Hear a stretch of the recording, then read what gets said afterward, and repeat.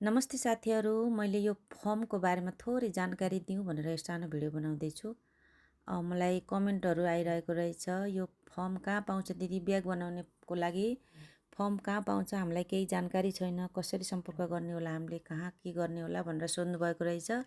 यदि तपाईँहरू ब्याग सिलाउन चाहनुहुन्छ भने तपाईँहरूले ब्याग सिलाउनको लागि कपडा ल्याउनुहुन्छ नि जहाँबाट, त्यहीँ सोध्नुहोला, त्यहीँ पाउँछ फर्म पनि। अनि मलाई एकजनाले सोध्नु भएको रहेछ, यो फर्म हामीले कपडा धुँदाखेरि, ब्यागहरू धुँदाखेरि यो फर्म त भित्र हुन्छ, यो सुक्दैन होला भनेर सोध्नुभएको थियो। त्यस्तो हुँदैन, यो फर्म भनेको धेरै पातलो हुन्छ, सिलाउनलाई पनि सजिलो हुन्छ।